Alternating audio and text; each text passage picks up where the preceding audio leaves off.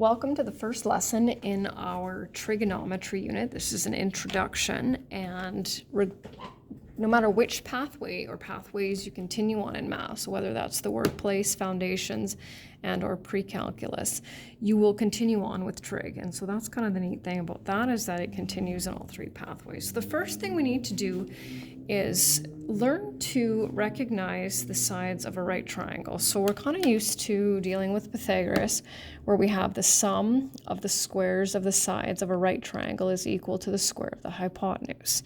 But now we need to give some more specific names to the sides. And so I'm going to use two colors for this. There's the B over there. Hold on, I can't quite get it all in there, but I would like to. There we go, that's what I need. So the first thing we're going to do is we're going to look at side A. Sorry, angle A. And I'm just going to color it in a little bit here. There we go. So we need to be able to identify our hypotenuse. And our hypotenuse is always the longest side of a right triangle. And it is also across from the right angle. And so there's our right angle. This is clearly our longest side. And so that's going to be our hypotenuse. And up at the top, I'm just going to sneak in there longest side and across from the right angle. Okay, so now we have two sides, and we are going to name them opposite and adjacent. So here's the angle, right? We're dealing with angle A. So which side is opposite to angle A? Well, this one right here. So here's our opposite side. And by default, of course, this one, I'm just going to slide over here, will be our adjacent. And adjacent means next to, right? So it's next to our angle. And so now we have all three of them labeled. So now we'll move on to angle B. So I'll just color that in red here. So our hypotenuse is still the longest side and still across from the right angle. So here it is. But this time now, since we're dealing with angle B, my opposite side is now over there. And that's primarily your job, will be to recognize that. And then of course, by default, our adjacent side is there. So that's kind of the introduction to that. And next we need to look at, we're going to look at the sine ratio. Now I can zoom in a little bit more here, I think. There we go. So, and on your calculator, its abbreviation is SIN, still sine. That's how we pronounce it. So, I'm just going to do a little bit of work. First thing you need to do with your scientific calculator is make sure it's set on degree mode. So angles are normally measured in degrees, and you can see up here that's where my D is. So you'll either have some sort of DEG, D, etc., etc., and sometimes for some calculators it's easier to change it. But if you end up in one of the other units, the radians or gradients, which you'll use in the radians for sure, pre-calc 30, you're going to get completely different answers, which is no good. It's just like measuring your height in centimeters or inches, right? You're going to get two totally different numbers. So you want to make sure your calculator is set on degrees. So that's the important part. Just going to slide this over a little bit here. So the first thing we need to deal with is, it says calculate the sine ratio for each angle to 4 decimal places. So depending on your calculator, I hit sine and 62 equals. And the more decimal places we round it to, the more accurate our answer is going to be. So I've got here an 0.8829, which you can't quite see, sorry about that.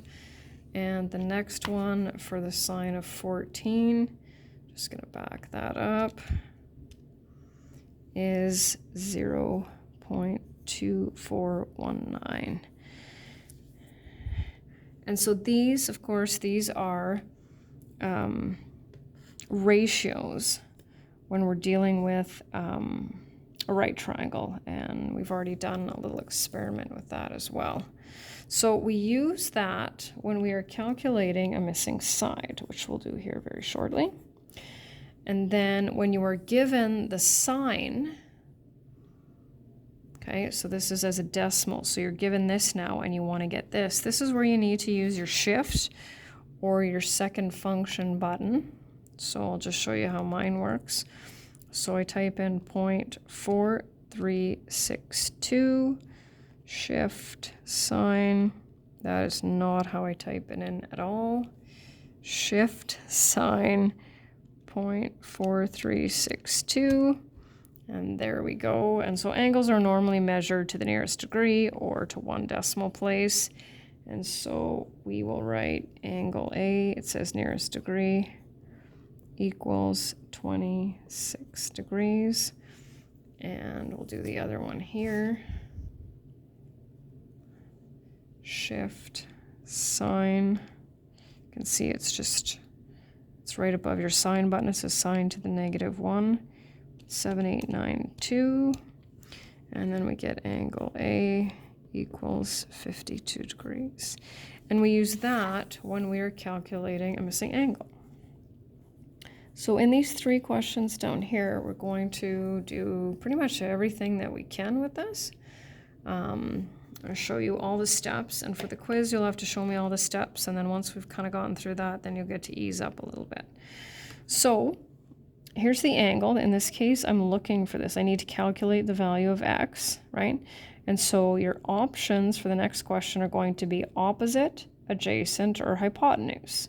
So the 9 is which side? Well, that's the hypotenuse, right? Because it's the longest side. And the 7 is the opposite. And of course, adjacent we don't need at the moment, right? So our formula for the sine ratio is opposite over hypotenuse. And so the way that we set that up, it's always sine of the angle, which in this case is unknown, and then opposite over hypotenuse. Now, no matter what you're calculating, I always need the equation for that. And then what we're going to do is we're going to turn that fraction into a decimal. So 7 divided by 9. We have to leave the sine x here. 0.77. And we usually do it to 4 decimal places. That'll give us a fairly accurate answer. And so from here now, we're back up to this step. So now we're here, and so now we can use our second function button to determine what our angle is. So angle x equals, if I hit the shift and the sine button, then I get 51 degrees. So that's the first one. So next one, this time I know my angle. Okay, and so the x is which side? That's the opposite, right? And the 17 is the hypotenuse. Go figure, because those are the only 2 we can deal with at the moment, but it won't take long. So we set it out with sine of 35 degrees, right? Make sure we follow the formula, equals x over 17. So we'll go sine of 35, and this is just for the process, so it might seem a little tedious, but we want to make sure we can solve, right?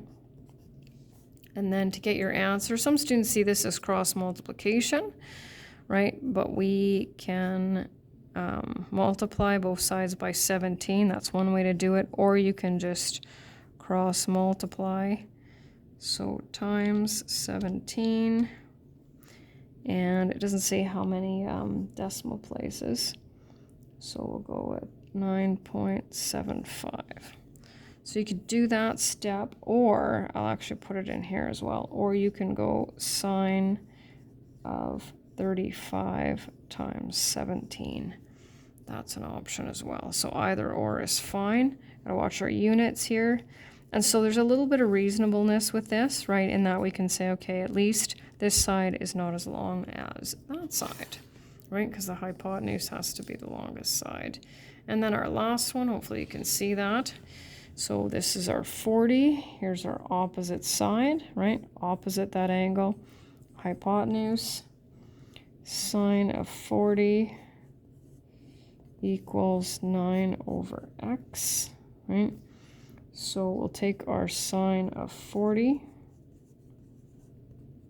and we'll multiply both sides by x. And so, actually I did this kind of a little bit prematurely here. Just do it that way instead. That's better. And then we have 0.6428x equals 9. And x equals 14. And that's the end of the sine ratio.